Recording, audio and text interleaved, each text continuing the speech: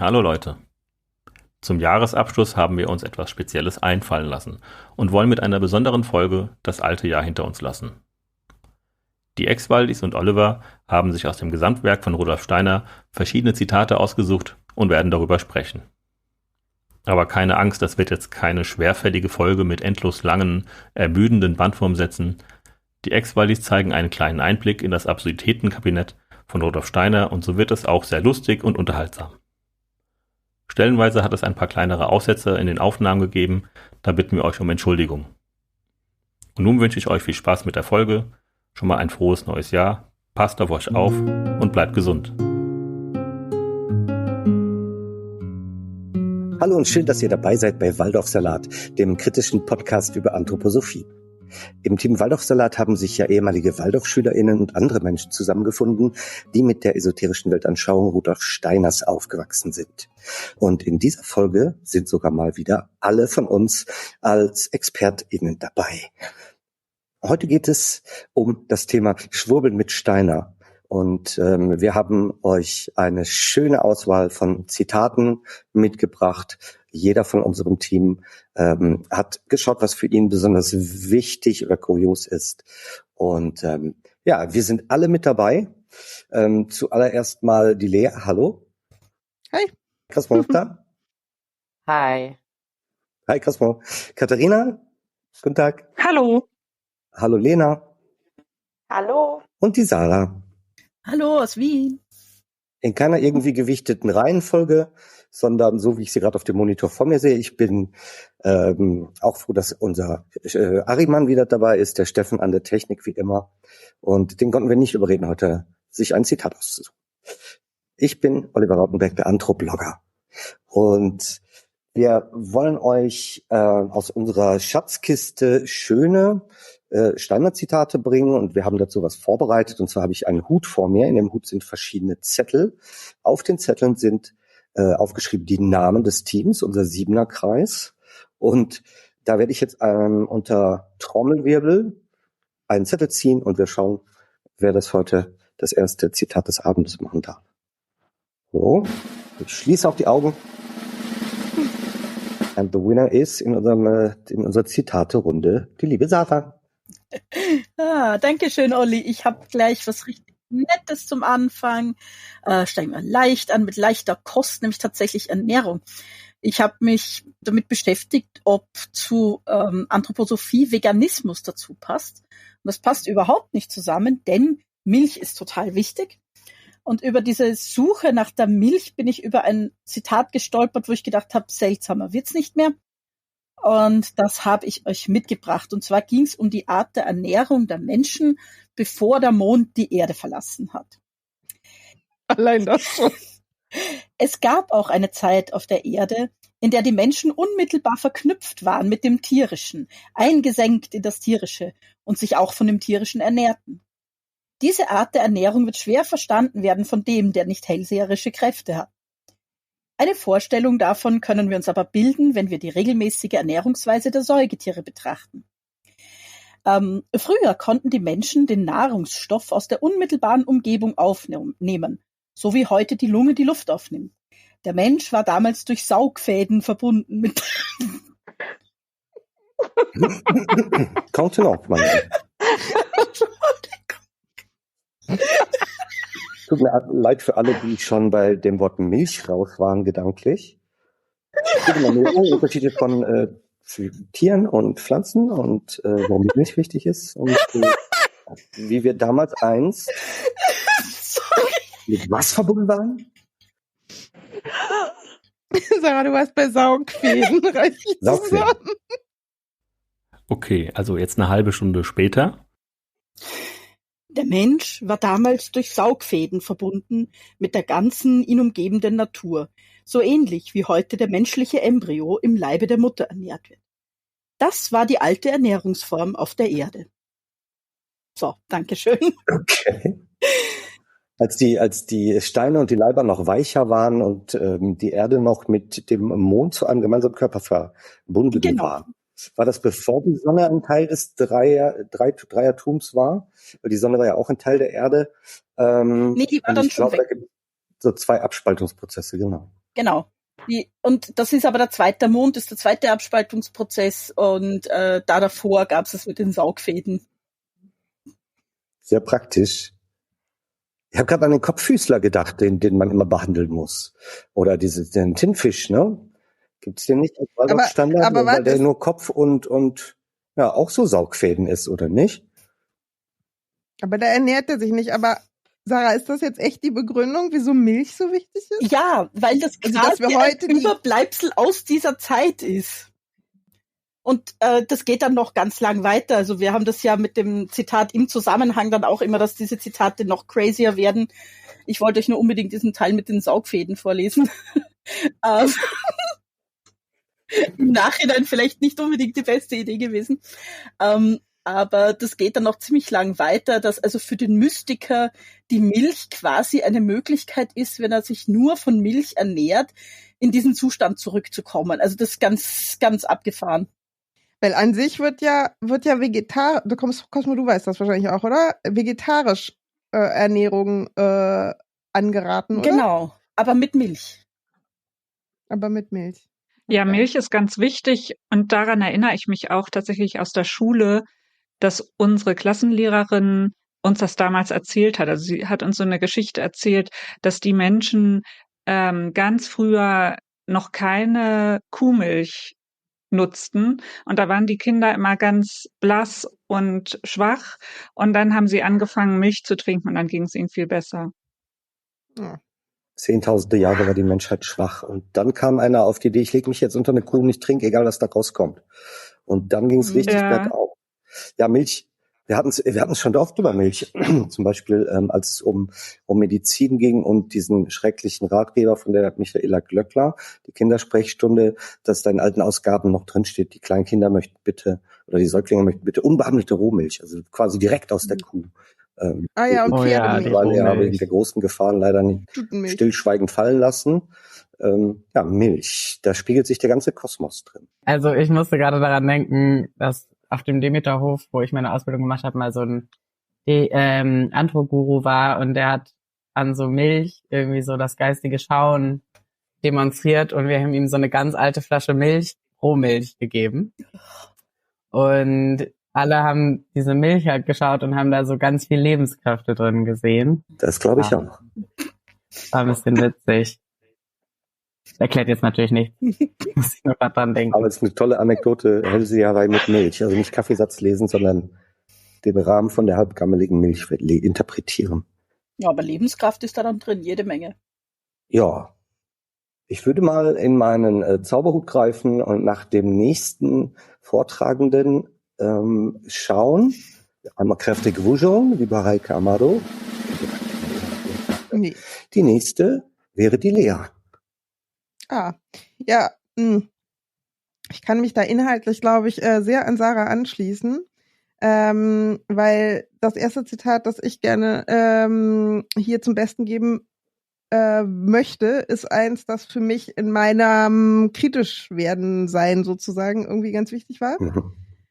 Ich glaube, das habe ich so vor 2,5 Jahren oder so gelesen. Da kannte ich euch alle noch nicht. Da gab's #Exvaldi noch nicht. Gute Zeit. Das war alles war das noch nicht. Und ich weiß nicht warum, aber ich habe irgendwie nach so Gender-Sachen und irgendwie dergleichen gesucht und dann hatte ich Antro-Wiki gefunden. Also, wo ich auch vorher ja noch nie geguckt hatte. Und bei Antro-Wiki kommst du ja dann von einem aufs andere.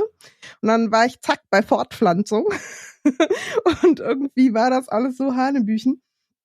Und hab da halt so rumgelesen, dachte, was geht ab? Weil für mich war Steiner halt immer ein sehr ernstzunehmender, seriös guckender Typ, wo das Porträt im Lehrerzimmer hing und alle, die von ihm redeten, haben ihn super ernst genommen. Und dann habe ich Folgendes da gefunden. Wenn wir in jene Zeiten zurückgehen, dann finden, und da, da sind die, das muss ich vielleicht noch davor sagen, da sind die wo bin ich jetzt? Genau, die atlantische Zeit ist das, genau, so. Also wenn wir in jene, also atlantischen Zeiten zurückgehen, dann finden wir den Menschen noch nicht in seiner heutigen Gestalt. Hatte Sarah ja schon gerade. Damals war er noch ganz anders gestaltet. Wir gehen da allerdings in die erste Hälfte der atlantischen Zeit zurück. Der Mensch bestand da auch schon aus physischem Leib, Ätherleib, Astralleib und dem Ich. Aber der physische Leib sah noch ganz anders aus. Der physische Leib war so, dass wir ihn etwa vergleichen können mit den Körpern mancher Meerestiere. Durchsichtig, die wir kaum sehen würden, die wir gerade greifen könnten, zwar schon durchzogen von gewissen Richtungslinien, die in ihnen aufglänzen. Es war der physische Leib des Menschen viel weicher als heute. Es gab noch keine Knochen. Wenn es auch schon knorpelartige Ansätze gab, so war doch dieser physische Leib in der ältesten Zeit durchaus nicht von der heutigen Gestalt. Also das ist aus Gesamtausgabe 106, Seite 45. Und das hat er 1908 von sich gegeben.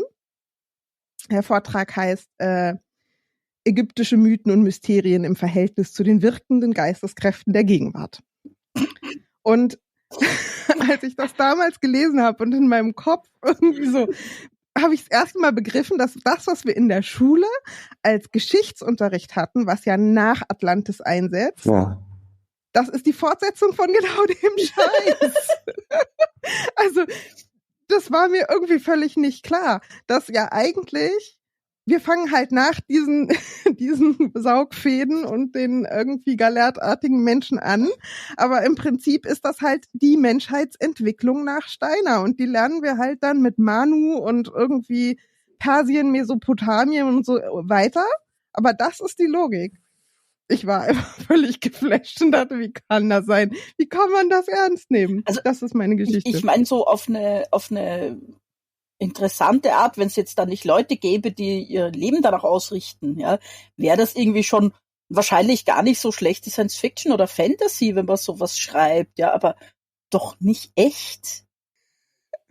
Da ist ein Schulplan drauf aufgebaut, ein Lehrplan, der von der deutschen Regierung, von den Bundesländern abgesegnet ist. Genau das. Und da sitzen Leute mit ernster Miene zusammen und sie lesen das in ihren Lesekreisen und sagen, ja, genau so muss es gewesen sein. Ja, wie kann man das lesen, ohne dabei laut loszulachen? Ich verstehe das, also wer will das nicht ins Hirn, wie das jemand ernst nehmen kann?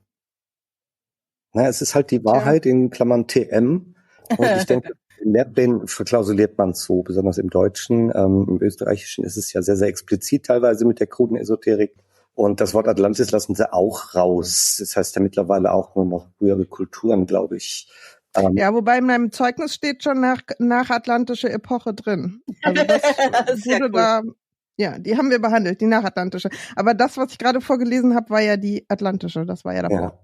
Also wir reden darüber, dass der Rudolf Steiner sich Zeitalter ausgedacht hatten und da gab es die urindische Kultur vor 7000 Jahren, die urpersische vor 5000 und so weiter, bis in unsere heutige Zeit die germanisch-angelsächsische Kulturepoche von 1413 bis 3573.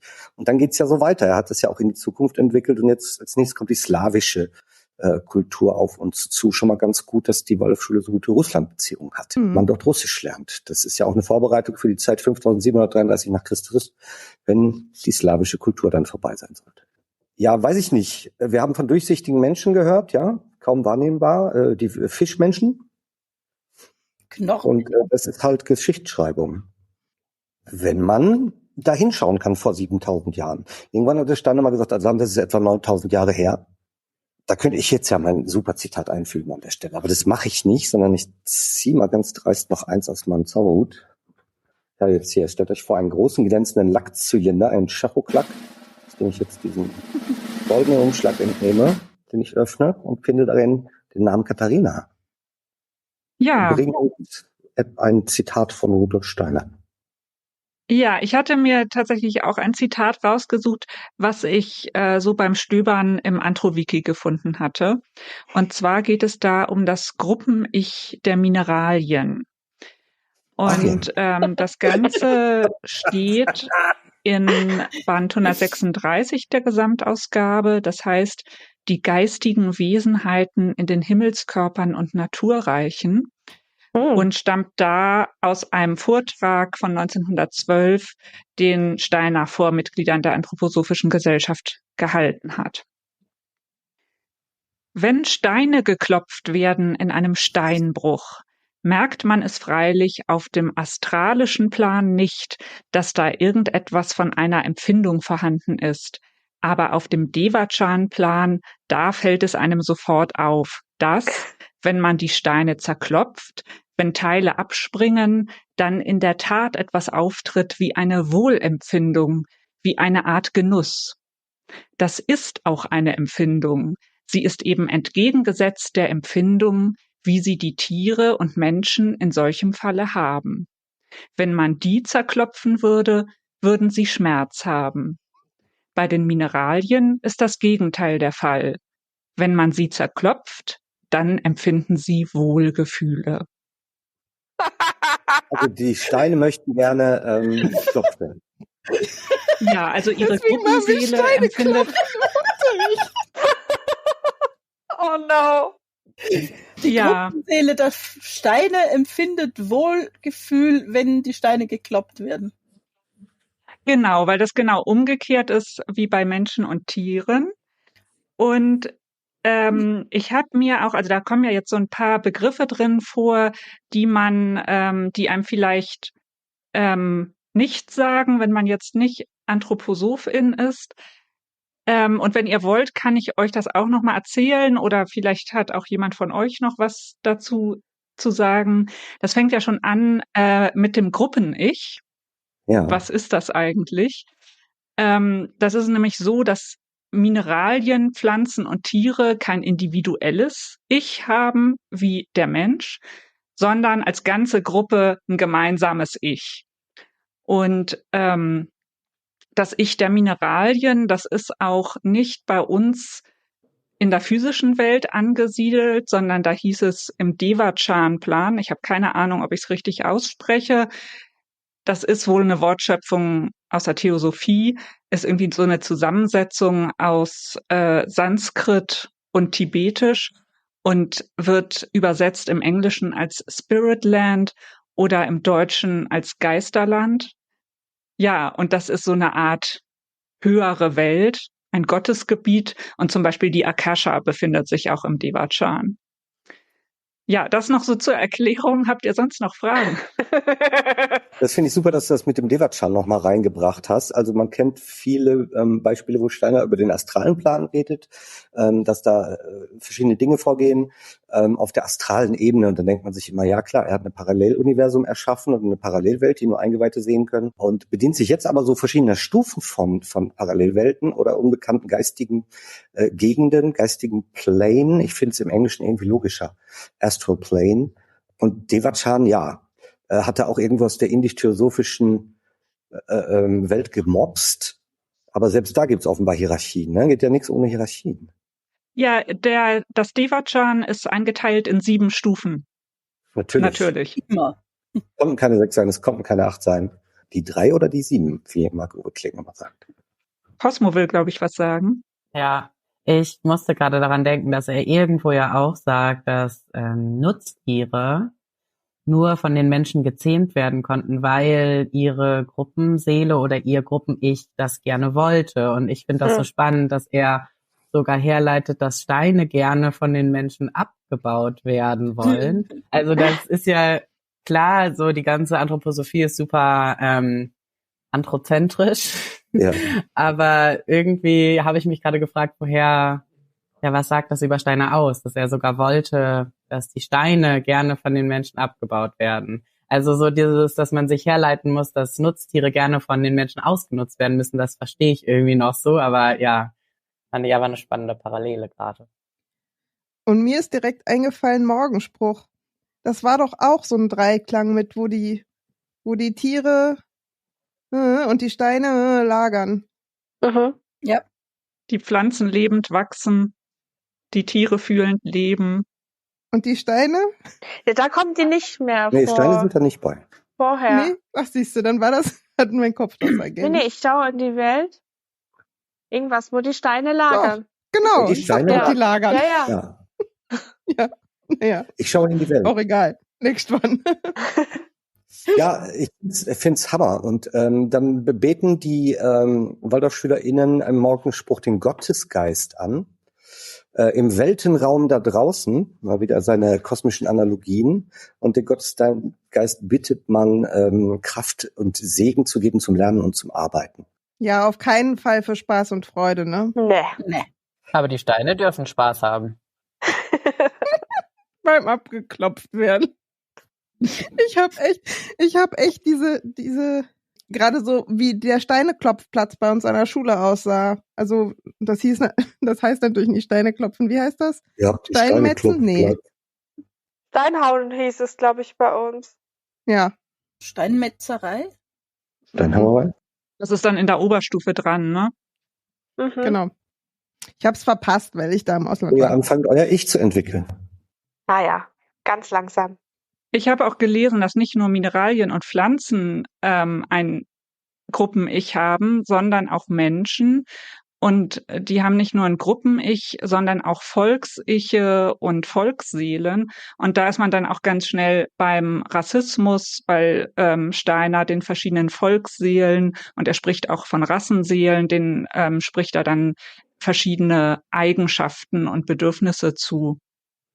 Es gibt ja auch den berühmten Volksseelenzyklus von Steiner, der 2007 nur ganz knapp der Indizierung entgangen ist, weil die Andros dann versprochen haben, eine kommentierte Ausgabe rauszubringen.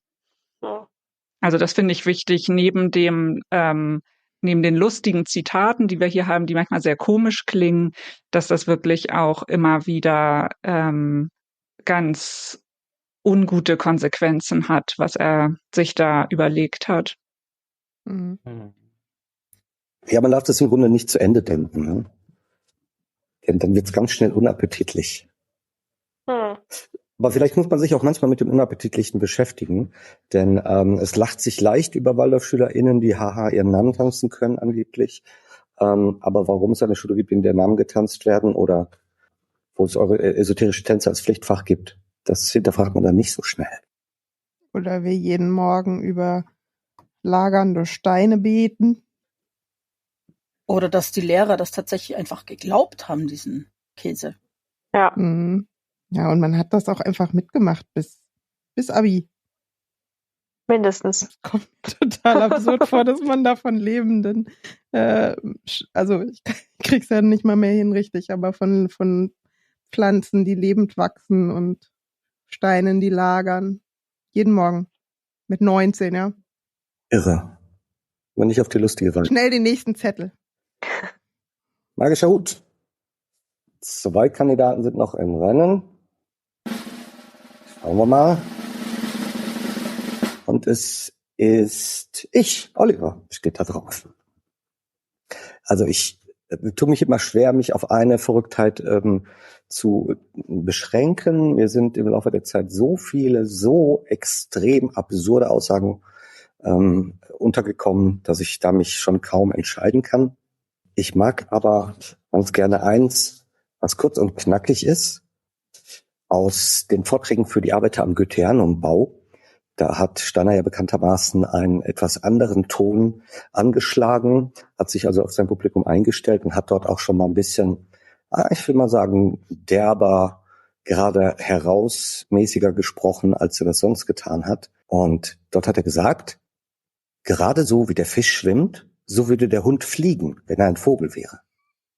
Und ich finde das einfach ganz toll, dass man so ein Gemeinplatz, ja, wenn der Hund ein Vogel wäre, dann könnte er fliegen. Da ist eine tiefe Wahrheit. Viel Weisheit drin. Da ist eine tiefe Wahrheit. Naja, dann kann ich ja mein Zitat, das ich sonst noch hatte, noch tauschen, weil ich habe im Prinzip seine Aussage, wenn man die Kuh physisch so hochhebt und noch höher, dann wird sie irgendwann ein Adler auf dem astralischen. Also ich sehe ein Muster. Wenn die einen Tiere anders wären, dann wären es andere Tiere. Nein. Wow. Wenn die Tiere andere wären, wären sie andere. Das ist super. Astralisch wäre die Kuh ein Vogel. Das sagt er. Gesamtausgabe 230, Seite 18, wenn ihr wissen wollt. Auch wir sind ja natürlich in den 3 Reichen gefangen. Ne? Es gibt ja das Erdreich und das Luftreich und das Wasserreich. Und im Erdreich, da leben die Gnomen oder Wichtel. Und wie ist das im Wasser leben die Undinen und in der Luft leben die Sylphen. Und die Sylphen sind quasi die Kühe der physischen Materie, hat er mal gesagt. Also die Luftwesen. Natürlich. Es gibt ja Luftgeister, Erdgeister, Wassergeister. Der magische Hut enthält noch 2 Zettel. Vielleicht schaffen wir sogar noch eine zweite Runde, weil es gerade so toll läuft. Und als nächstes liest für uns Lena. Okay. Alles nur Steine heute, ne? Nix außer Steine. Nein, ich hatte ja vor, rebellisch zu sein und was von wem anders mitzubringen, aber hab doch Steiner dabei. Okay. Und zwar ist das aus dem Buch Wurzelrassen, Erzengel und Volksgeister von Peter Biel. Das habe ich so vor ungefähr 5 Jahren gelesen. Das war für mich unglaublich wichtig, dieses Buch in der Reflexion der ganzen Anthroposophie. Und da gibt's ein Zitat aus dem Werk Theosophie von Rudolf Steiner zum Thema, man soll Rudolf Steiner nicht alles glauben. Das sagen ja Anthroposophen sehr gerne, dass er das selber schon gesagt hat, wir sollen ihm nicht alles glauben.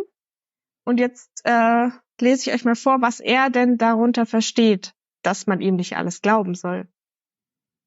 Nicht glauben sollst du, was ich dir sage, sondern es denken, es zum Inhalte deiner eigenen Gedankenwelt machen, dann werden meine Gedanken schon selbst in dir bewirken, dass du sie in ihrer Wahrheit erkennst.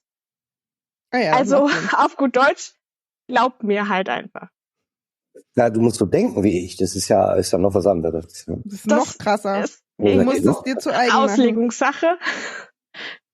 Aber ich glaube, das ist nicht so gemein. Also es ist wieder mal implizit, wenn du es mir nicht glaubst, dann hast du bloß noch nicht verstanden. Ja, weil das kommt sonst automatisch. Du musst das so sehen wie ich. Nee, du Genau. wirst es so sehen wie ich. Ja, wenn du es wirst richtig es so machst. sehen wie ich. Ja. Du musst nicht, das ist ja die Freiheit. Also das ist ja ganz wichtig. Aber du dass du das ja, Zwangsläufig. ja, Ja. genau. Ja. Das ist Weil die ich einfach zwangsläufige recht Freiheit. Er sagt ja auch immer wieder so Sachen wie, also auch wenn man das jetzt alles als falsch ablehnt, dann wird man ja aber wohl sich noch eingestehen müssen, das, und dann kommen so ganz absurde Sätze. Also das wiederholt er irgendwie immer so wieder. Dass er sagt, ihr müsst mir ja nicht glauben, aber ihr werdet dann an der Wahrheit ankommen und dann ist es das, was ich gesagt habe. Ja, und er hackt auch enorm immer auf Leuten rum, die andere Meinungen oder andere Auffassungen oder andere Wahrheiten irgendwie erzählen, ne? Also auf WissenschaftlerInnen hackt er rum, auf MaterialistInnen, auf Philistern. Es gibt so immer so Kohorten, die es dann abbekommen. Aber er macht immer das Bessere rumhacken. Also er sagt immer so, es kann ja sein, dass das richtig ist, aber trotzdem wird man einsehen müssen, das ist falsch. Stimmt, man wird einsehen müssen, das ist die Formulierung. Ja, das ist eine tolle Formulierung. Und dann gibt's auch immer so großartige Nachsätze. Das ist keine Fantasterei. Oder so, kommt dann so immer so am Schluss nochmal. Ganz oft Oder so im Sinne von, das muss man ganz ernst nehmen. Das ist wirklich so gemeint. Ganz oft habe ich auch gelesen, der Okkultist weiß das oder der Mystiker versteht das. Ah ja, gibt's auch, ja. Ich kriege ja immer so auf den Sack, wenn ich sage, der selbsternannte Hellseher. Nein, Steiner hat sich nie als Hellseher bezeichnet. Nein, als Hellschmecker. Als Hellschmecker. Er hat gesagt, ja, unter Okkultisten ist es bekannt und die haben Zugriff zu dieser Welt und er hat auch ein ganzes Buch geschrieben, eine Anleitung zur Hellseherei. Aber dieser eine Satz, ich bin ein Hellseher, der ist so nicht gefallen. Aber genau was Lea gerade gesagt hat, es wird immer eine große Anzahl von Menschen geben, die sagen, das ist alles Torheit, Fantasterei, ausgeklügeltes, dummes Zeug, was davor gebracht wird. So nimmt er die Kritik nämlich schon mal vorne weg und sagt ja, das ist nicht anthroposophische Träumerei, das beweist nur, dass du diese Welten nicht wahrnehmen kannst. Ja, also ich habe ein unsichtbares Einhorn und das könntest du auch selber erkennen, wenn du auf meinem Level wärst. Ist aber nicht. Tja. Geisterwissenschaft. Krass, Geisterwissenschaft. Und das ist dann ja auch genau das, wie Kinder in der Waldorfschule ihren Klassenlehrer oder ihre Klassenlehrerin sehen sollen. Also nicht kritisch hinterfragen, sondern die geliebte Autorität, die mir die Welt erklärt. Und da ist das Zitat wieder super passend mit diesem, du musst es mir nicht glauben, du musst nur so denken, dann wirst du es verstehen und dann siehst du es auch so wie ich. Das ist einfach nochmal eine Stufe schlimmer, als einfach nur zu glauben, weil Lena, wenn du mir sagst, du hast ein rosa Einhorn zu Hause, dann kann ich das glauben oder auch nicht. Aber wenn du von mir verlangst, dass ich es nicht nur glaube, sondern dass ich es verinnerlich und dann quasi selber überzeugt bin, dass du ein rosa Einhorn zu Hause hast, das finde ich nochmal ein Level drüber als einfach glauben, wenn ihr versteht, was ich meine. Und bei mir hat's funktioniert. Also muss ich mal ehrlich einfach so sagen, ich habe das ohne bewusst zu sagen, dass ich jetzt Anthroposophie gelernt hätte oder dass ich anthroposophisch denke oder überhaupt mich dafür entschieden hätte, dass ich das irgendwie eine sinnvolle Weltsicht finden würde oder nicht, ist das ja in mich hineingekommen. Ich habe nur gelernt, so zu denken und der Kraftakt, der das jetzt ist, sich dieses Denken wieder irgendwie auszuverleiben, das ist harte Arbeit, ja. Und Lea, auch 30 Jahre später, du stolperst ab und zu nochmal über was, wo du sagst, ups, das kommt von dort. Ja. Verrückt. Und ein bisschen tragisch. Ja. Aber darum geht's auch. Und das ist, glaube ich, auch meine Fundamentalkritik an der Waldorfpädagogik, dass die eine gewisse Denkweise erzeugen will in dem Kind. Die will überhaupt gar nicht Wissen vermitteln. Darum geht's in zweiter Linie höchstens. Man will halt im esoterischen Sinne erziehen, zum esoterischen Denken erziehen. Und da, wo das klappt, bin ich der Meinung, dass dann Affinität natürlich zu Verschwörungstheorien dann rauskommt. Weil wenn du nicht lernst, Fakt und Fiktion zu unterscheiden und das auch nicht sollst, weil es nicht gut ist für dich, dann glaubst du irgendwann an alles. Ich sehe Sarah schon zucken und ich weiß, Sarah ist dann der Meinung, man soll nicht Verschwörungstheorie sagen, weil es ja keine valide Theorie ist. Ich habe das lange sehr bewusst vermieden und habe dann auch Verschwörungsmythen zum Beispiel gesagt und Verschwörungsmystiker und Verschwörungsglauben. Glaub aber jetzt selber irgendwie, dass der Begriff, es gibt ja auch falsche Theorien. Deswegen ist der Begriff gar nicht so verbrannt in meinen Augen, aber das ist natürlich recht. Nicht, dass noch einer denkt, das wäre eine echte Verschwörungstheorie. Wenn man jetzt sagt, da leben unsichtbare Wichtel in der Klasse und die passen auf, dass ihr eure Hausaufgaben macht. Stand in der Erziehungskunst mal im Waldorf Hausmagazin. Praktisch. Ja, also wer an unsichtbare Wichtel glaubt, da fängt schon an. Wir haben nur noch einen auf der Liste. Ein Teammitglied haben wir noch und wenn ich in den Hut sehe, ist da auch nur noch ein Zettel und jetzt wäre als nächstes Cosmo. Also wir kommen jetzt aber zurück zu den den feinen Zuständen des Menschen, des historischen Menschen. Und zwar habe ich gedacht, ich will mal sowas raussuchen, wo man einfach jedes Wort versteht. Und deswegen habe ich den gesamten Muss es Vortrag vorlesen jetzt? Ja, also ähnlich. Also ich habe den gesamten Vortrag Ursprung und Ziel des Menschen, den er am 9. Februar 1995 in Berlin gehalten hat, durchgelesen und bin nicht auf ein solches Zitat gestoßen, aber unten drunter gibt es so ein Q&A. Und da hat jemand gefragt, wie war der Mensch in diesen feinen Zuständen wahrnehmbar?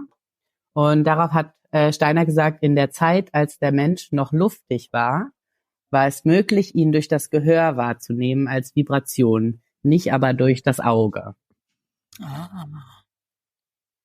Ich habe mich dann gefragt, also der Mensch war ja luftig, also welche Ohren und welche Augen, weil er sagt in dem Vortrag auch, dass alles, also der Mensch war zuerst da und alles, was sonst um den Mensch herum existiert, wurde nach und nach von ihm ausgeschieden. Ja. Also, ja, welche Mit was hat er ausgeschieden? Ohren? Es gab keine Ohren. Aber die Ohren, die es nicht gab, hätten die Menschen wahrnehmen.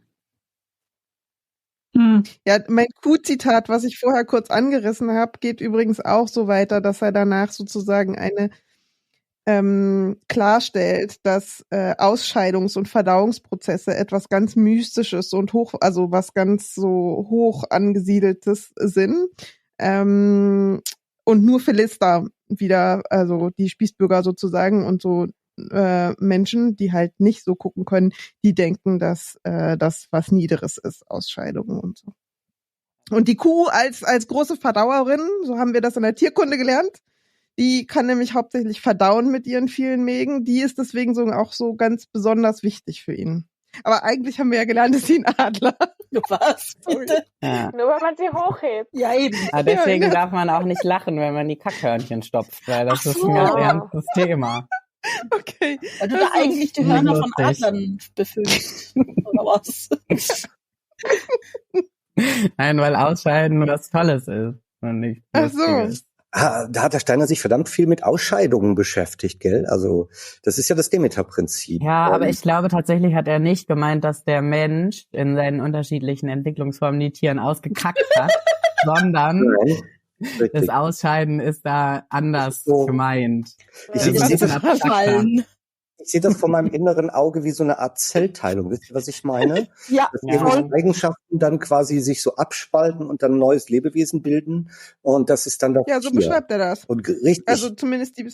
Ja, das ist ja wie Cosmo das sagte. Das ist ja, der Mensch ist immerwährend, war immer da, vor den Tieren. Und deswegen müssen ja die Tiere Vor von Menschen allem. abstammen. Vor allem. Oder? Vor allem Materie und so weiter. Also wenn alles, was um den Menschen herum war, durch den Menschen entstanden ist, dann war ja der Mensch vor der Welt da. Das ist der Grund, warum Darwin sich irrte und das eigentlich die Erklärung ist. Dann war er erst Luftwesen, dann wurde er durchsichtiges Fischwesen und dann wurde er immer steifer, hätte ich fast gesagt. Und dann wurde er Ja, immer, da haben wir ja auch wieder die verschiedenen Pläne, die verschiedenen Welten. Also der Mensch ist ja erst zu einem bestimmten Zeitpunkt in die physische Welt herabgestiegen.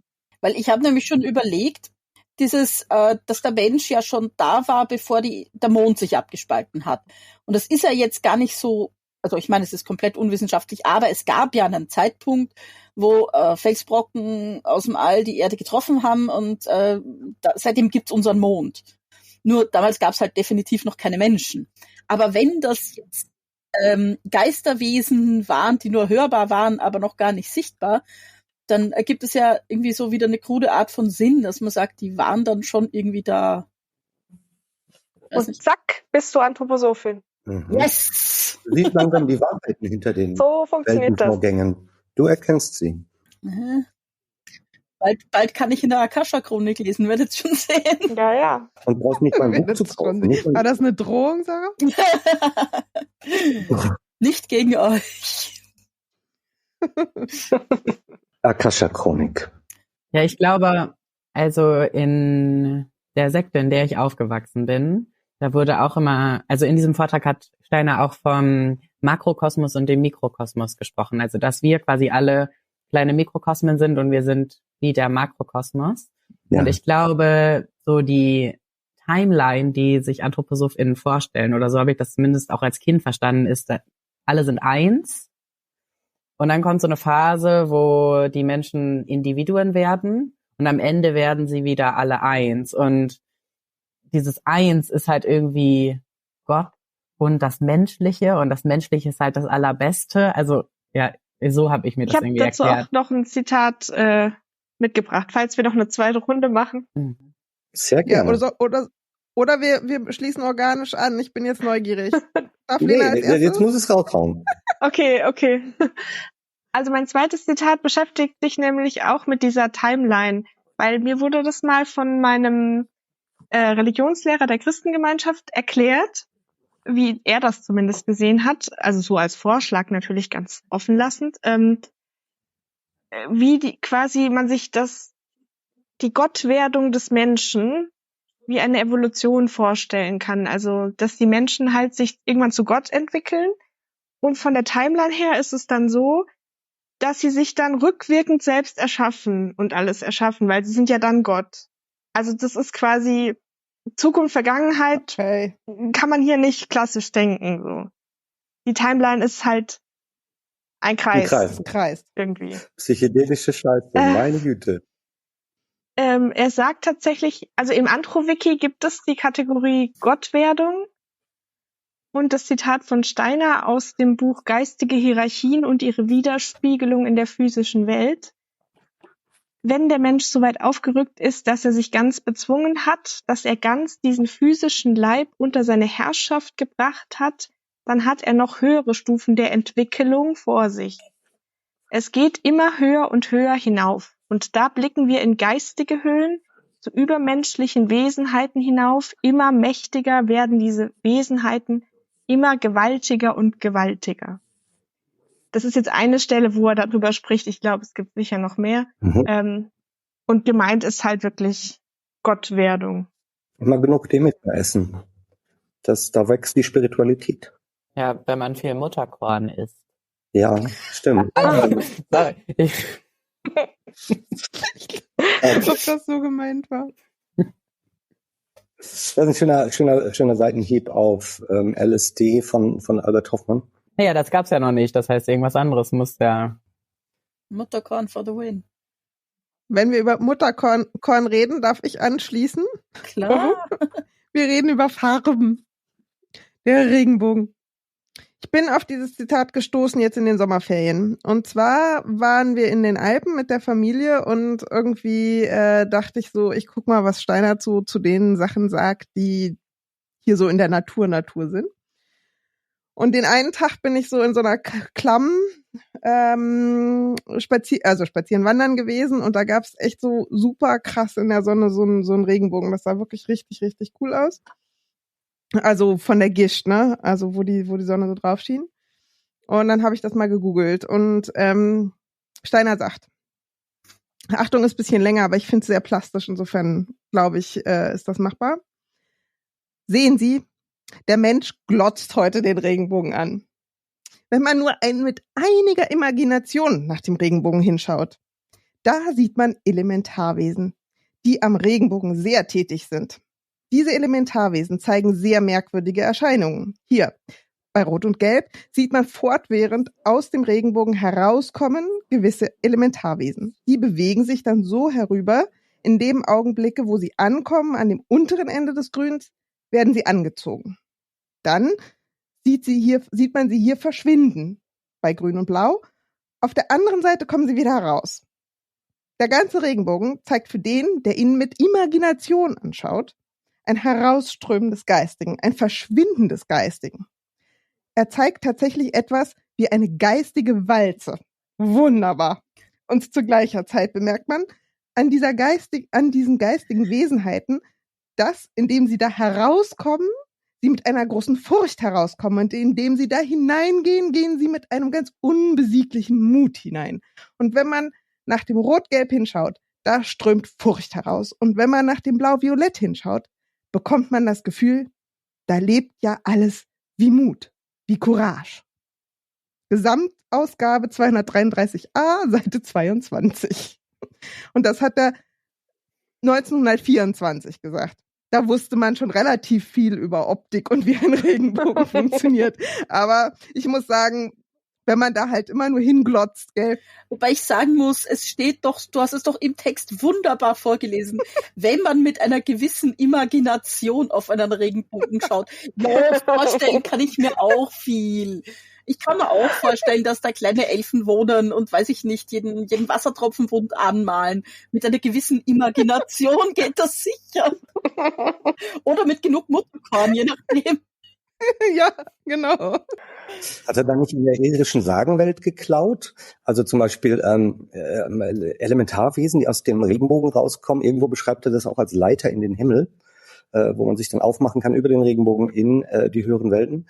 Aber es gibt doch diesen Mythos von dem Topf voll Gold, der am Grunde des Regenbogens wartet. Und da ist doch auch dann ein Wichtel, oder ein Kobold, dem gehört das Gold. Und wenn man da nur hingelangen könnte, dann wäre da der Schatz quasi. Das muss er doch aus irgendeinem Mythos geklaut haben. Also das ist irische Mythologie, aber da gibt's die Leprechauns und die sind, glaube ich, so ein Fairy-Folk, die eigentlich SchuhmacherInnen sind. Genau. Ein bisschen anders. Aber ich denke, natürlich hat er sich bestimmt auch sowas aus der... Ja, Elfen und Undinen und Sylphen hatten wir ja schon. Die Elfen gibt's ja wirklich und die Wichtel im Erdenreich. Was ich halt interessant fand, ist, dass er da halt, also wenn ich mich jetzt zurückversetze in mein Waldorf-Kindsein, dann spielen Farben eine wahnsinnig große Rolle. Also erstens, was darfst du irgendwie tragen? Wie sind die Wände angemalt? Welche Farben kriegst du zum Malen überhaupt in welchem Alter zur Verfügung gestellt? Welche und wie viele? Und dann welche Eurythmikkittel kriegst du gegebenenfalls zugeteilt? Also das hat ja alles immer eine Bedeutung. Die Wandfarbe. Und das macht er hier halt auch auf, ne? Dass die eine Farbe hier macht Mut und die andere macht Furcht und so. Und dieses Thema Mut, ich weiß gar nicht, mit wem ich das da letztens drüber hatte, aber das finde ich auch so krass aufgeblasen bei Waldorfs. Also das ist ja nicht nur bei Olle St. Michael so, mit den Mutproben und so, sondern das kommt auch, also ein schüchternes, ängstliches Kind sein ist bei Waldorf echt nicht gut. Das soll man auf keinen Fall sein. Da wird man immer dann therapiert, damit man ein mutiges Kind wird. Und gleichzeitig hatten wir so das drüber, was heißt eigentlich Mut in diesen Situationen, in denen ich das so erlebt habe. Und da ging es eigentlich sowas um eigentlich so Gruppensachen, dass du Dinge machst, die du dich eigentlich nicht traust, egal ob das ist, ob du jetzt alleine vor der Klasse sprichst oder ob du irgendwie da von irgendwas runterspringst oder was auch immer. Und das sind jetzt nie selber gestellte Dinge, wo ich sage, das würde ich gerne können, aber ich traue mich nicht richtig, sondern eigentlich hatte ich so das Gefühl, es geht immer um Unterordnung und Gruppenzwang eigentlich. Eigentlich bist du dann mutig, wenn du funktionierst und das ablieferst, was von dir erwartet wird. Und dann wirst du auch in Ruhe gelassen. Aber das ist jetzt nur Exkurs. Aber wo ich dachte, das ist schon irgendwie für mich in diesem Farben und Furcht und Mut, das sind schon so ganz, ganz existenzielle Dinge irgendwie. Also die zumindest mir irgendwie so ganz plastisch sind. Ich weiß nicht, ob es der Spiegel war, der das mal schrieb, dass es ja eigentlich irre ist, dass es 200 Schulen gibt in Deutschland, die alle gleich aussehen und die genau gleiche Wandfarbe haben müssen. Mhm. Das ist ein total alter Bericht schon, der ist schon Jahrzehnte alt. Aber es ist manchmal auch witzig, wenn mir Leute so schreiben und sagen, ich glaube, das war in der 4. Klasse, oder das war schon in der Oberstufe, weil die Farben an der Wand sind in meiner Erinnerung schon kühler. Ja. Also die Orientierung, was wann passiert ist oder welche Epoche man irgendwie hatte, auch über das visuelle Gedächtnis für die Klasse, wie der Klassenraum angemalert war. Das geht mir auch so, mache ich auch öfter. Ich glaube, das war in einem gelben Klassenzimmer. Dann muss das irgendwie so 3. Klasse gewesen sein. Ja, nicht schlecht, wenn das auch mal Farband an einem vorbeizieht. Aber wie die grobe Wandfarbe war in dem Jahr, weiß man nicht mehr. Ja, stimmt. Irre. Woran ich mich auch noch erinnere, gerade beim Stichwort Regenbogen, ist auch ein Regenbogenbild, was wir mal gemalt haben mit Wasserfarben, wo wir eben Noah unter dem Regenbogen gemalt haben. Und wir haben ja wirklich sehr viel im Hauptunterricht in der Unterstufe gemalt. Und nicht an alle Bilder erinnere ich mich, aber irgendwie dieses Regenbogenbild, ich weiß nicht, ob wir da besonders lange dran gemalt haben oder das mehrfach gemalt haben, das ist mir noch total im Gedächtnis. Und habt ihr die im Kindergarten und die Geschichte von dem kleinen Engelein, der immer geboren werden wollte und dann ist es noch nicht die Zeit? Der rutscht auch auf dem Regenbogen ins Leben. Ja. Auch eigentlich eine super gruselige Geschichte. Aber auch beim Regenbogen hat jede Farbe dann wieder so eine eigene Bewandtnis und eine eigene Rolle und erzeugt dann auch im Körper die entsprechende Gegenfarbe, also wieder so ein Komplementärsystem. Guckt das Kind auf eine rote Wand, erzeugt es eine grüne Gegenfarbe, die es beruhigt. Weil Steiner ja schon gesagt hat. Die roten Eurythmikkittel für die Choleriker. Weil das ja angeblich dann die Gegenfarbe erzeugt und die sich dann beruhigen. Wir haben ja schon festgestellt, dass es nicht bei allen entsprechend gleich war. Mit den Kittelfarben. Aber mir fällt gerade noch der Spruch ein, dass Herr Newton leugnet, der Steiner, und sagt, Newton hat behauptet, im weißen Licht wären alle Farben, aber das ist so gar nicht. Die Geschichte mit dem Regenbogen, mit den verschiedenen Farben da drin, rot, orange, gelb, grün, blau, indigo, violett, ist keine Wirklichkeit. Nee, wahrscheinlich hat Newton auch nur geglotzt und es deswegen nicht gesehen. Er hat wahrscheinlich wie Donald Trump zu lange in die Sonne geguckt. Oder zu viel Mutterkorn gegessen. Oder Mutterkorn. Oder da könnte ich jetzt auch noch mit meinem nächsten Zitat anschließen. Hau rein.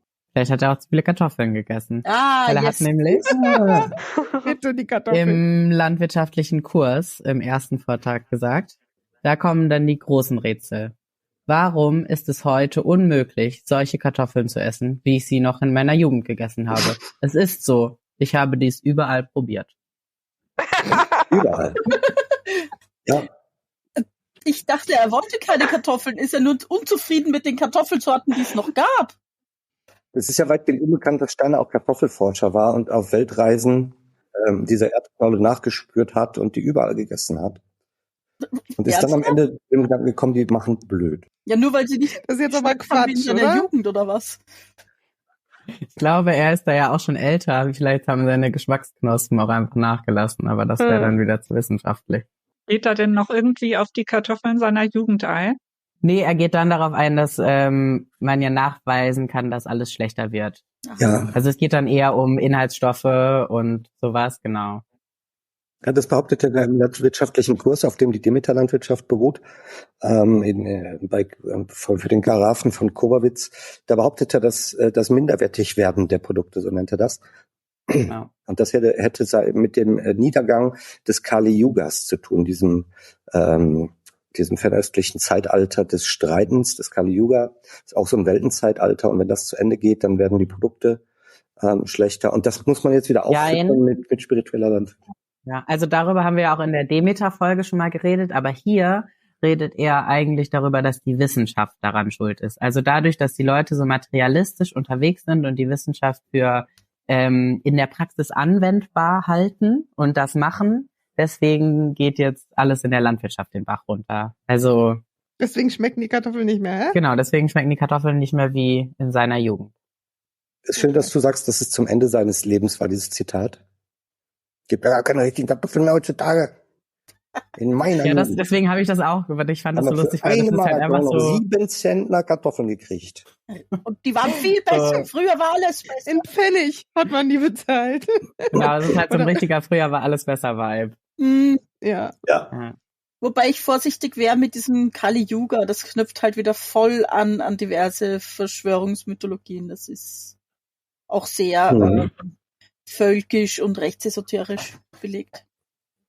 Ja, das haben wir ja auch schon mal ein bisschen, darüber haben wir schon mal in der Demeter-Folge ein bisschen gesprochen. Mhm. Aber jetzt in diesem Vortrag kam es nicht vor. Tja, das Wurzelgleichnis. Jetzt haben wir ohne große Ankündigung und aus dem Hut ziehen die zweite Runde eigentlich spontan eingeläutet. Ich habe nur noch 3 Personen auf der Liste. Ihr wisst, wer ich nicht meine. Na dann zieh, Marco. Ich soll ziehen? Okay. Ah. Dann ziehe ich jetzt die verbleibenden Opfer. Wushu. Und the winner is Sarah. Ja, sehr schön. Ich habe eigentlich ein Zitat gefunden, wo ich mir gedacht habe, das erklärt ein bisschen viel von dem, was uns eigentlich fast allen passiert ist, nämlich dieses, ihr seid so verkopft und das ist ganz schlimm und ich habe das immer nur drauf geschoben, dass ich schon Dinge im falschen Jahr siebt konnte.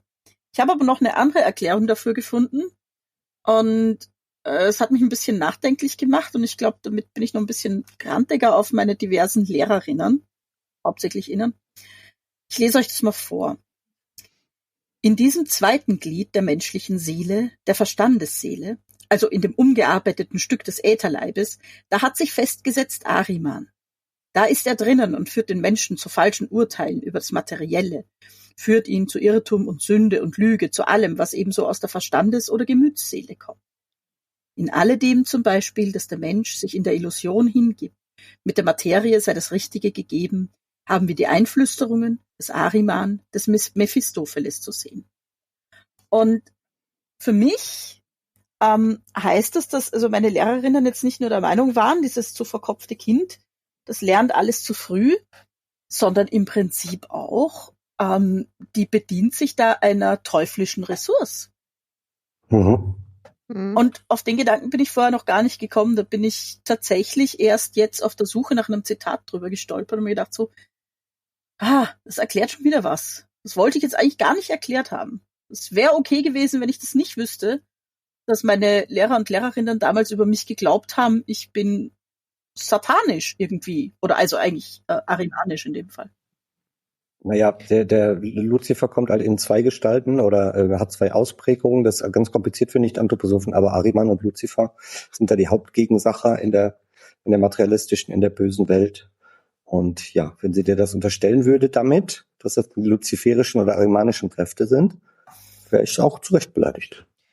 Also ich glaube, dass du da was gefunden hast, weil ich habe in der Vorbereitung zu der Folge mit Ela, also der hier dann letzten, also Folge davor, nochmal ein Buch von Michaela Glöckler zu Begabung und Behinderung gelesen. Und bei dem Punkt Begabung war ihr immer total wichtig, dass wenn man also kognitiv begabte Kinder in ihren kognitiven Interessen unterstützt, dass da dann die Gefahr besteht, dass die einseitig werden und dass also der kalte Intellekt, die Kaltherzigkeit, der Egoismus, also das waren nur negative Attribute, die sozusagen mit kognitivem Interesse einhergingen. Und deswegen muss man, um das auszugleichen, muss man diesen Kindern besonders viel irgendwie Gelegenheit geben, dass sie sich irgendwie mit musischen Dingen beschäftigen, dass sie sich sozial entwickeln. Also das klingt tatsächlich nach so, das ist gefährlich für Kinder.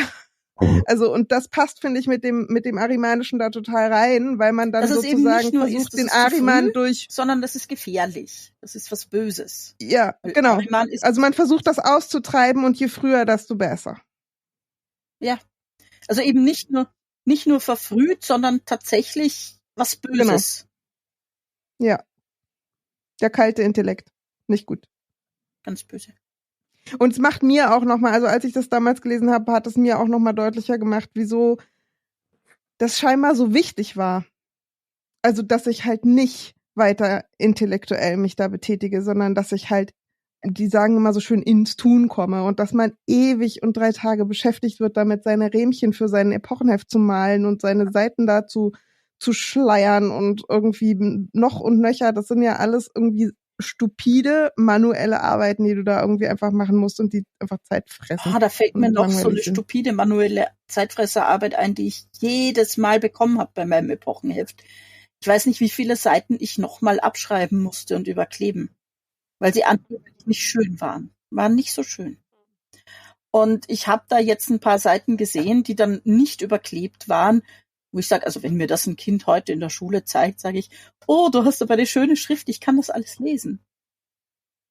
Also dass das schon auch einfach so ein Stück weit, ja, beschäftigt dich jetzt da nochmal damit. Denk nicht drüber nach, was du da schreibst, sondern mach's nochmal ordentlich. Schreib das nochmal ab.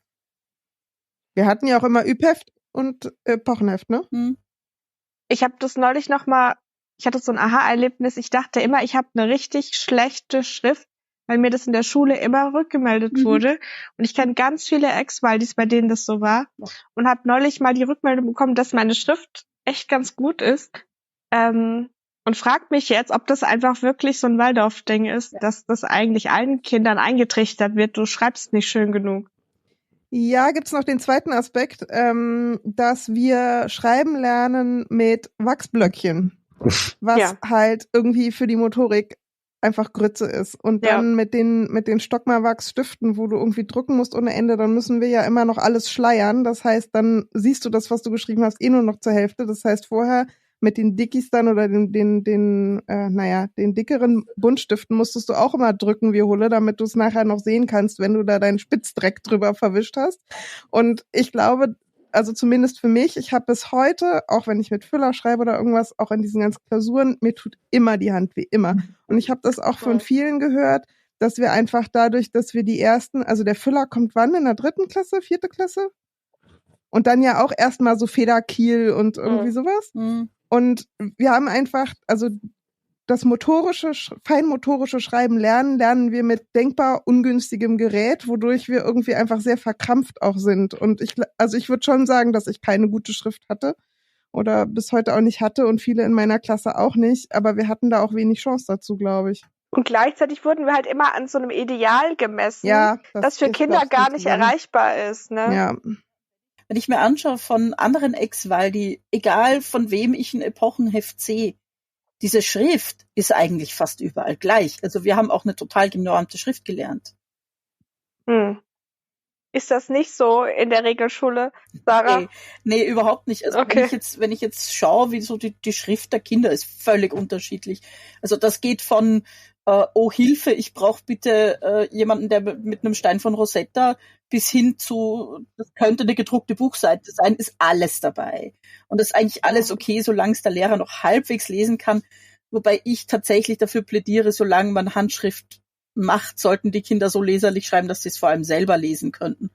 Weil dann tut es sich auch leichter mit der Rechtschreibung. Aber nee, das ist überhaupt nicht so, diese genormte Schrift. Ich glaube, das steht sogar im Lehrplan, dass die Kinder eine verbundene Schrift lernen sollen, damit sie schneller und flüssiger schreiben können, aber eine individuelle Schrift entwickeln dürfen. Das Du meinst nicht mehr so wie bei uns. im Lehrplan? Ja, klar. Musste auch noch so richtig so ein schnörkeliges X machen nach dieser ganz uralten Schreibweise. Es aussieht wie 2 so Achten. Ich habe jetzt gerade vergessen, wie es heißt genau. Ja, das habe ich auch noch gelernt. Genau. Das Da gibt's die vereinfachte. Schreibschrift L hat niemand außer Waldorfschülern so gelernt wie bei uns. Naja, doch, bis, ich weiß nicht, 1970 oder so. Also wir haben ja wirklich noch, wir haben ja diese, ich weiß nicht, wie sie heißt, lateinische Ausgangsschrift oder was gelernt, was eben ja alles schön verschnörkelt ist, wo man dann irgendwann überlegt hat, also an öffentlichen Schulen, es den Kindern ein bisschen einfacher zu machen, indem man ein paar Schnörkel und Kringel weglässt. Und ich habe aber auch das Gefühl, also wir haben ja so Spätschreiben gelernt und so nach und nach über einen jahrelangen Zeitraum. Und dann haben wir nach der Druckschrift eben Schreibschrift gelernt, aber da hat es nicht aufgehört. Wir haben dann noch altdeutsche Schreibschrift gelernt und dann noch Keilschrift und ich weiß nicht was alles. Runen haben wir noch. Runen, ja. 4. Klasse habe ich in Runen geschrieben. Runen natürlich, genau, ja. Ritalin. Wir haben bei uns auch die Runen nicht nur geschrieben, sondern auch in einen Stab geschnitzt. Ja, auch. In Ton haben wir sie, glaube ich. Griechisch. In Ton haben wir auch, genau, wir haben auch Griechisch hatten wir auch in Ton geschrieben. Und man war halt die ganze Zeit beschäftigt. Und auch wenn wir die lateinische Schreibschrift gelernt haben, hatte ich nicht das Gefühl, dass sie uns wirklich beigebracht wurde. Also es ist ja an der Waldorfschule ganz oft so, dass man ganz viel beschäftigt wird, es wird ganz viel gemacht, aber es wird einem selbst überlassen, ja, guck mal, was du damit hinkriegst. Im Werken ja das Gleiche. Man kriegt irgendwelche Geräte in die Hand gedrückt und dann, ja, guck mal, was da passiert. Und man wird nicht wirklich angeleitet. Und ich muss sagen, ich hatte noch nie eine einheitliche Handschrift. Ich schreibe extrem nach Tagesform, habe schon in der Schule immer unterschiedliche Schriften ausprobiert, so, weil letzten Endes war das ja auch so im Unterricht. Also wir hatten ja jedes Schuljahr eigentlich eine andere Schrift, in der wir geschrieben haben. Und ja, also dieses dass es einerseits ganz wichtig ist, dass einem aber auch nicht richtig gezeigt wird, wie, dass man ein bisschen allein gelassen wird und dann am Ende am besten noch gesagt wird, ja, du machst das aber nicht richtig oder das ist nicht schön genug. Was ich nachsitzen war zum Schönschreiben. Was mir gerade noch einfällt, vor allem man hat, also wenn ich jetzt gucke, wie meine Kinder gerade schreiben lernen, die schreiben halt wirklich häufig irgendwie auf ordentlichen Zeilen mit einem Bleistift, der bei uns ja nie zum Schreiben gedacht war, zu keiner Zeit in der Schule. Die schreiben mit Bleistift und die üben tatsächlich einfach auch einzelne Buchstaben flüssig zu schreiben. Ich kann mich nicht erinnern, dass ich das jemals gemacht habe. Also ich habe den Buchstaben einmal gelernt und dann wurde das sofort in Wörtern, wahrscheinlich irgendwie im Sinnzusammenhang sozusagen geübt. Das heißt, ich habe wahnsinnig lange einfach von der Tafel abgeschrieben, abkopiert, aber nicht wirklich, glaube ich, geschrieben. Wisst ihr, was ich meine?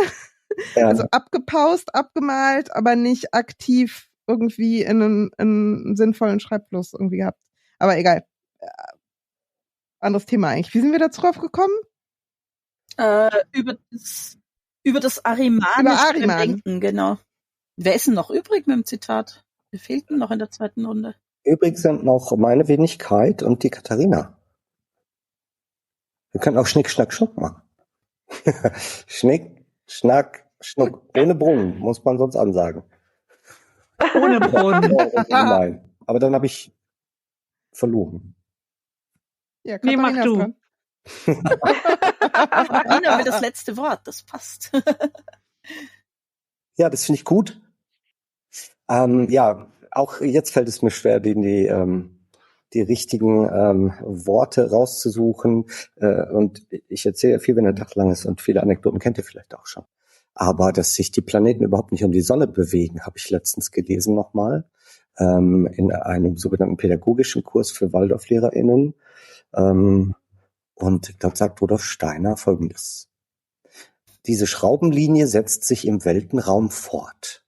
Also nicht, dass sich die Planeten um die Sonne bewegen, sondern diese drei, Merkur, Venus, Erde, ziehen der Sonne nach. Und diese drei, Mars, Jupiter, Saturn, die gehen voraus. Der Winkel, der mit der Schraube eingeschlossen wird, ist derselbe, den Sie herauskriegen, wenn Sie den Nordpol nehmen. Und da diese Lemniskate machen als Bahn eines der Sterne in der Nähe des Nordpols. Da bekommt man eine scheinbare Lemniskate heraus, wenn man diese Linie verlängert. Also die Lemniskate ist ja die liegende 8, ja, das magische Unendlichkeitszeichen. Und er glaubt hier, dass sich die Planeten, die Sonne bewegt sich und die Planeten ziehen ihr nach, und zwar die einen hin und die anderen gehen vor. Also das ist Erinnert mich extrem an das Herz, das keine Pumpe ist, Herz ist sondern keine bewegt Pumpe, wird ja. durch das Blut. Ja. Das Irre ist, dass er sich ja immer gewünscht hat von Herzen, dass die Wissenschaft das auch beweisen möge, damit auch der Normalsterbliche auf der Straße ihm endlich glaubt. Ja, oder seine Hoffnung war immer, eines Tages wird die Wissenschaft so weit sein, dass sie das alles belegen wird. Und ja, wenn die auch dann endlich drauf kommen, dass Steiner immer mit allem recht hat. Nee. Die müssen halt so denken wie er, ne? Also da gibt es auf jeden Fall eine tolle Grafik auch zu, die man unter dem Stichpunkt sich angucken kann, wie Planeten und Sonne eine liegende 8 miteinander tanzen, in den Ergänzungen zu den pädagogischen Kursen aus der Gesamtausgabe Band 300a, Seite 89 folgende. Ja, das sind ja nur wirklich Sachen teilweise, die man einfach mit dem bloßen Auge widerlegen kann, ja. Oder die schon lange entdeckt oder herausgefunden waren und schon eigentlich kein normaler Mensch mehr angezweifelt hat. Olli, du musst halt nicht nur glotzen, sondern schauen. Das ist was ganz anderes. Nicht nur glotzen, sondern schauen. Mit genug Cosmo trägt dazu eine sehr Imagination. stylische dunkle Sonnenbrille, ich glaube blau getönt. Der glotzt nicht, er schaut bereits. Aber wisst ihr, was mir dabei gerade einfällt? Ist vielleicht ein bisschen jetzt weiter vom Schuss, aber da kannten wir uns dann schon, aber haben noch nicht aufgenommen. Also das ist vielleicht so 2 Jahre her oder sowas. Oder 1,5 vielleicht eher. So eine Doku gesehen von irgendeinem öffentlich-rechtlichen, relativ unspektakulär, über 100 Jahre Waldorf und so. Und plötzlich tauchte da drin mein alter also Sozialkunde, Philosophie, freie christliche Religion und ja, sowas hat er unterrichtet.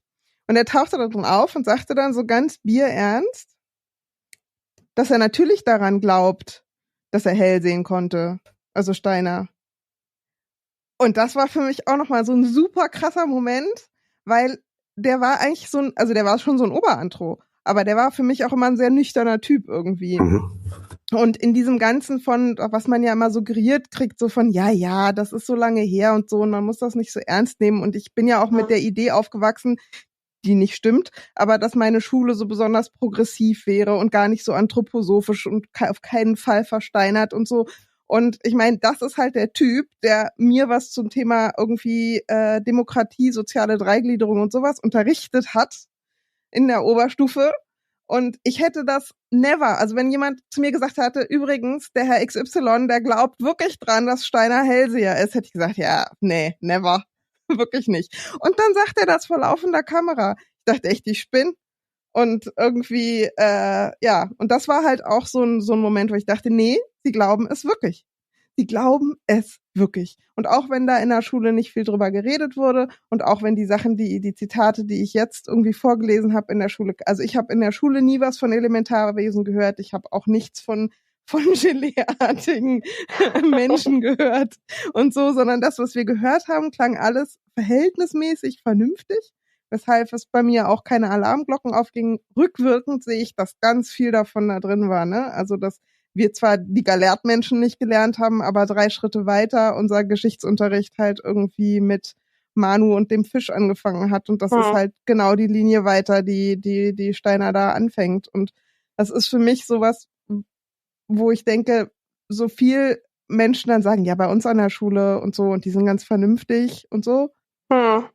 Also, die kennen alle diese Texte und das hat sie nicht dazu bewogen, wegzurennen und zu sagen, das kann ja alles wohl hier nicht wahr sein und ihre Freiheit zu suchen. Wöchentlich diese Texte. Das stimmt, vor jeder Konferenz. Kreise, wo sie gemeinsam diese Texte lesen und die lachen nicht dabei. Die können das mit den Saugfäden vorlesen, ohne dass einer lacht. Ja, ich hatte einen ganz ähnlichen Moment, Lea. Das war keiner meiner ehemaligen Lehrer, aber es war auch, da kannten wir uns schon, da war ich auf Twitter recht aktiv. Da ging es um irgendwas mit Elementarwesen und dann kommt eben tatsächlich so ein Andro-Typ da rein. Also ihr wisst, wer es war, ich sag's jetzt nicht. Und ich weiß gar nicht mehr, um was es genau ging und was er genau gepostet hat, aber ich schreibe euch dann in den Chat, Leute, der glaubt das. Der glaubt an die physische Existenz von Zwergen. Ja, der glaubt nicht nur im Sinn von, das könnte man irgendwie erzählen und das ist toll für die Kinderlein, wenn sie durch den Wald gehen und glauben an Zwerge, sondern der glaubt tatsächlich an diese Gnomen, die Erdenschwere festhalten und Schwerkraft, genau. Ja, Erdenschwere, nicht Schwerkraft. Schwerkraft gibt's ja nicht. Erdenschwere. Ja, aber das ist die Erklärung für die Schwerkraft. Also der glaubt das wirklich. Und das war für mich so ein Moment, wo ich gesagt habe, also ich bin eigentlich davon ausgegangen, die Lehrer haben das halt irgendwie vertreten. Aber nein, die glauben das. Die sitzen da, die lesen das, die glauben das, die können das lesen, ohne zu lachen. Und das ist nicht nur vor 40 Jahren noch so gewesen, sondern das ist immer noch so.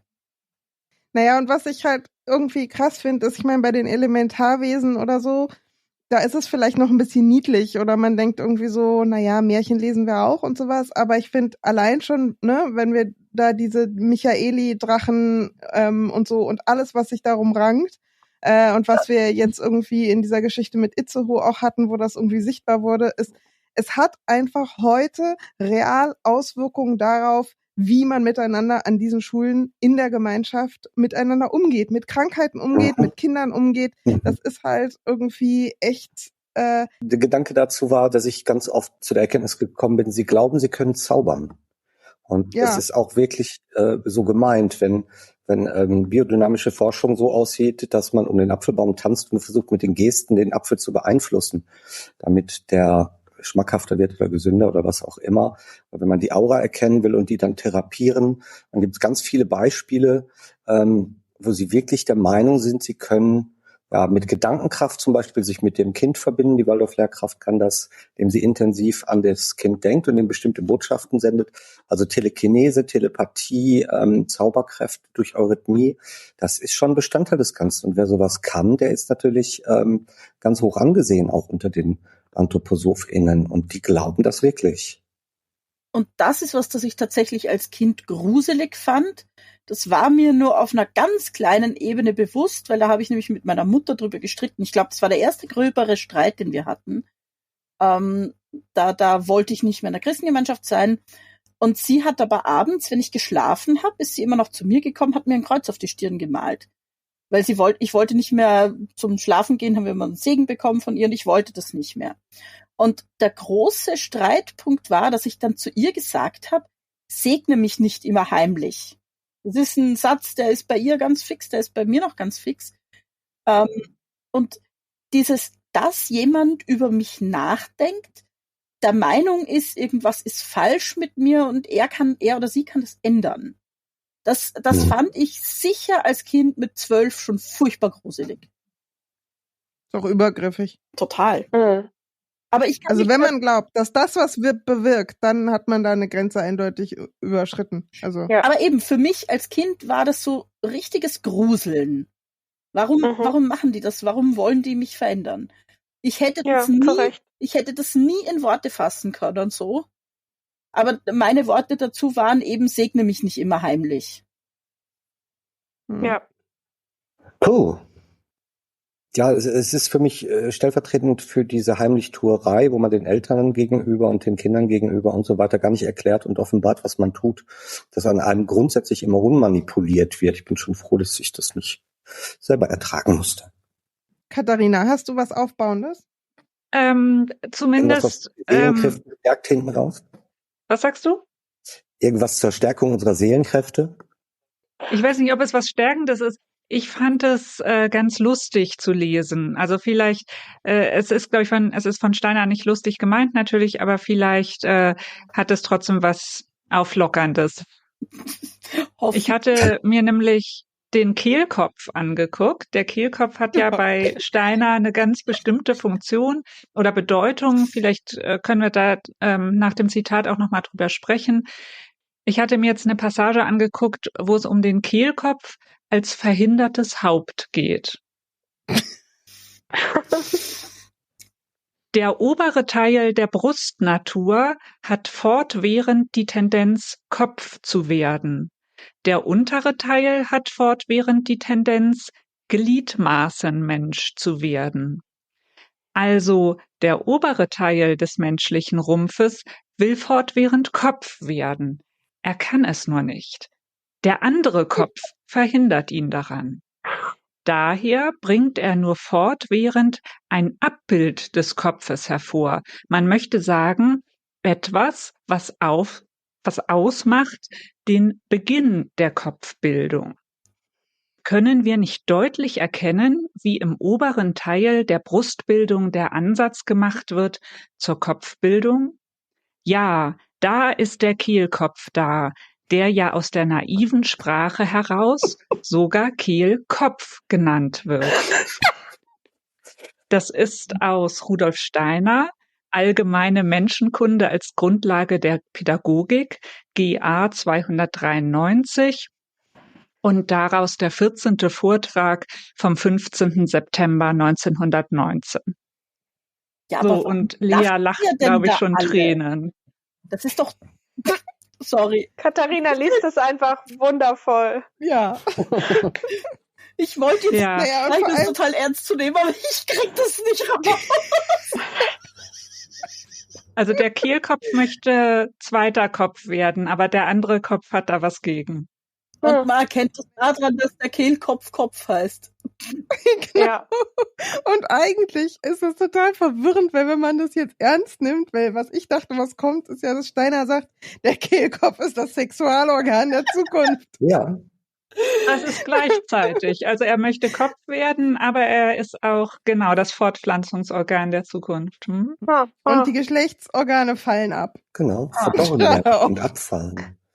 Und schön finde ich auch den Nachsatz, dass er sagt, verdorren wird das, was jetzt als Organ der menschlichen Fortpflanzung dient, wird nicht genannt, das Organ natürlich. Und in Zukunft können wir Menschen zeugen, indem wir sie aussprechen. Supergeil. Und wann wird das sein? Das wird eintreten, wenn die Erde vom Planeten zum Fixstern und vom Fixstern zum Tierkreis wird. Also Da sind wir wieder bei deiner Lemniskate. die Erde wird eine Sonne und die Sonne wird ein Tierkreiszeichen. Und dann Alles hängt mit allem. Die Kuhn, zusammen. und die Organe. Und Olli, dann Ja. musst du nur noch sagen, ey, Kind, komm her und dann hast du eins. Oh Gott. Das wäre ja auch. Und die Ausscheidungen machen dann wieder die neue Welt. Nein, Zellteilung, Und ist es nicht Lea, auch so- Zellteilung, nicht Sorry, Saugnäpfe. Saugfäden. Ist es nicht auch so, dass die Eurythmie was mit dem Kehlkopf zu tun hat, dass die Bewegungen der Eurythmie irgendwie Bewegungen des Kehlkopfes darstellen sollen und dass das irgendwas mit Rauch zu tun hat, den Ja, jemand ja. ausgesprochen hat? Man sieht ja die Lautgebärden bilden das ab, was man sieht, wenn man die Atemluft sichtbar macht. Wegen der Kehlkopfbewegung. So ist das, Genau, glaub wenn ich. man also ein B spricht und dabei Rauch vorher eingeatmet hat, dann sieht man die Bewegung, die man in der Eurythmie gebärdet, sozusagen. Ja. Ja, der Vokalismus des Kehlkopfs. Da gibt es so ganz krude Sachen. Das A spricht man am Kehldeckel und das O aber eher aus der Luftröhre heraus. Und schon wieder haben wir eine Verbindung von allem mit allem. Und die Heilorhythmie Ja. funktioniert ja auch so rum. Da hat man ja dann das Aussprechen der Laute. Da gibt es doch diese anthroposophische Sprachtherapie, die Chirophonetik. Da soll ein esoterischer Therapeut mit seinen Händen auf den Rücken des Patienten Symbole malen und dabei einen Laut sprechen. Das nennen die Chirophonetik. Kann man, glaube ich, in einem 4-jährigen Kurs, in einem 3-jährigen Kurs kann man das lernen für 4.000 €. Luftströmung, Buchstabenmaler. Selbst das ist eine Kunst. Also richtig, ne? Richtig atmen, richtig reden, Buchstaben formen. Ja, ich mag mir zum Schluss noch schnell was wünschen. Ja, Ich mag Lea. uns auch was wünschen. Wir können eigentlich die allgemeine Wunschrunde eröffnen. Im Bezug auf Rudolf Steiner Zitate. Lea mochte sich schon die ganze Zeit was wünschen. Sag mal, Lea. Ja, ich hätte gerne, dass alle Rudolf Steiner endlich mal ernst nehmen.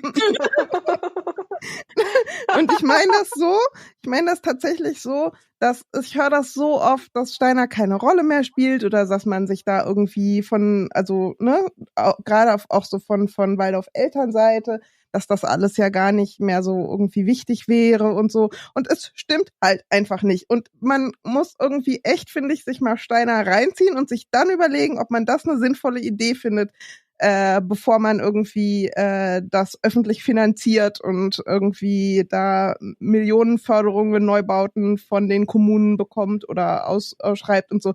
Alle, die irgendwie damit zu tun haben, sollen bitte Steiner lesen und ihn ernst nehmen und dann in sich gehen und entscheiden.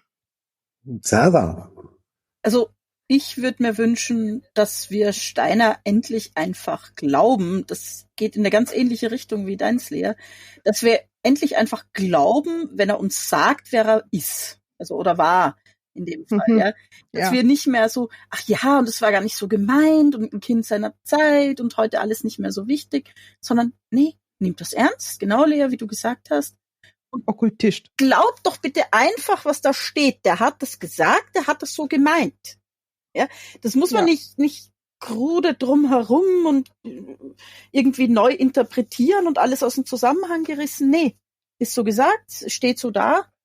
Und an die Anthroposophen, bitte anerkennt einfach endlich, dass das tatsächlich so dasteht, dass es nicht aus dem Zusammenhang gerissen ist. Aber ganz anders gemeint bestimmt und du verstehst es noch nicht. Das ist keine Fantasterei. Nee. Keine Fantasterei. Ich habe mir das nicht nur ausgedacht. Also wenn du bei jedem Vortrag noch dazu sagen musst, ich bin nicht verrückt. Ich bin nicht verrückt. Ich habe mir das nicht ausgedacht. Das ist wirklich so. Doch. Abgekupfert, geklaut. Lena. Hat er sich nicht ausgedacht. Also ich kann mich den beiden total anschließen, Lea und Sarah, und gleichzeitig, also ich glaube, das ist wichtig und gleichzeitig aber auch habe ich total den Wunsch, dass wir alle Steiner dezentrieren, dass wir aufhören, die ganze Zeit über Steiner zu reden. Jetzt haben wir eine Folge dazu gemacht. Aber dieser Typ steht immer so im Mittelpunkt, auch in der Kritik. Und es gibt so viele Menschen, die zu dieser Bewegung beigetragen haben und immer noch beitragen. Und Steiner ist auch nicht die Ausrede, auf die man sich berufen kann und sagen, naja, das ist der Oberguru, alle anderen wurden nur verarscht. Nein, da gibt's einen Haufen Leute, die auch gruselige Sachen gesagt haben, die man genauso ernst nehmen muss und die man sich auch angucken muss. Diese vielen Menschen um ihn herum und nach ihm und so weiter. Und die auch heute noch so einen Blödsinn loslassen. Ja. Steiner hat ja das Großwerden seiner Waldorfschule gar nicht mehr erlebt und auch die Folgen der Demeter-Landwirtschaft im Wesentlichen nicht mitbekommen. Und das sind dann seine FollowerInnen quasi, die das alles hochgezogen haben, so wie es heute ist. Zwar auf Anregung des Meisters, aber die Akteure waren dann nach seinem Tod selbstverständlich andere. Ja. Dann hätten wir noch Katharina und Cosmo. Vielleicht mal Katharina?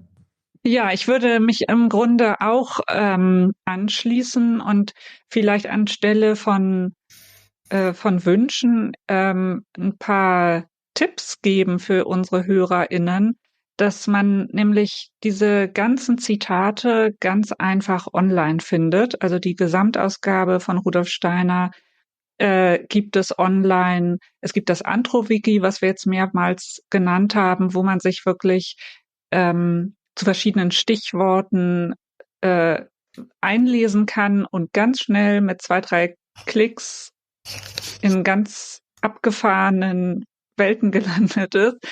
Und es gibt die verschiedenen anthroposophischen Zeitschriften, egal ob das die Erziehungskunst ist, das Goetheanum oder der Merkurstab, eine anthroposophische medizinische Zeitschrift. Die haben alle Artikel online, die haben teilweise ganze Ausgaben als PDF online und man kann sich das einfach mal angucken, was diese Lehre bedeutet, worauf die basiert und wie das dann auch in der Praxis aussieht. Und bevor man irgendwas Anthroposophisches ausprobiert, egal ob das jetzt eine anthroposophische Behandlung ist oder eben die Waldorfschule, ist es, glaube ich, sehr empfehlenswert, sich das wirklich mal anzugucken. Wobei ich eins noch einschränken muss, es ist sehr gut, die Gesamtausgabe sich mal online anzuschauen. Sie ist über die ursprüngliche Seite der Freien Nachlassverwaltung nicht mehr erhältlich. Sie wurde jetzt verschmolzen mit dem anthroposophischen anthroviki.at. Ich denke, das können wir alles in die Shownotes packen. Und dort kann man sich mal durchklicken und mal schauen, was diese ganzen Organisationen, Magazine und so weiter dazu schreiben. Also Aber gerne Cosmo noch darf mal sich noch was in die wünschen. Shownotes schauen. Ja, ich sag's ganz ehrlich, ich habe vergessen, den Wunsch vorzubereiten, weil ich noch so viele Zitate hatte und nicht wusste, was ich da aussuchen soll. Aber ich hatte eben auch eigentlich was Ähnliches im Kopf wie ihr. Deswegen würde ich das jetzt einfach mal Lest so stehen Steiner. lassen. Ja, oder lasst es. Aber dann schickt eure Kinder auch nicht auf Waldorfschulen. Ja, Also ich finde, sowieso nicht. lasst es ist auch ein ganz guter Wunsch, denn es muss nicht sein. Ihr könnt euch den ganzen Käse und den ganzen Schwurbel echt ersparen. Ja. Aber dann hätten wir ja gar nichts mehr zum Reden. Frohes Neues! Ja, frohes neues Jahr für alle, die feiern und das begehen. Gut, ihr Lieben, das war Wallersalat Podcast mit dem gesamten Team mal wieder eine große Runde mit Rudolf Steiner Zitaten. Vielen Dank an das Team, vielen Dank an unsere HörerInnen und ihr wisst, wenn ihr uns einen großen Gefallen tun sollt, dann liked und oder kommentiert euren Senf darunter unter dem Podcast, dort wo ihr ihn am liebsten hört und dort wo ihr ihn gefunden habt. Das füttert den Algorithmus und hilft uns ganz viel in der Sichtbarkeit. Dann herzlichen Dank, sage ich, ans Team und alle zusammen verabschiedet sich. Ja. Tschüss, Leute. Tschüss. Ciao. Tschüss, Prosit aus Wien.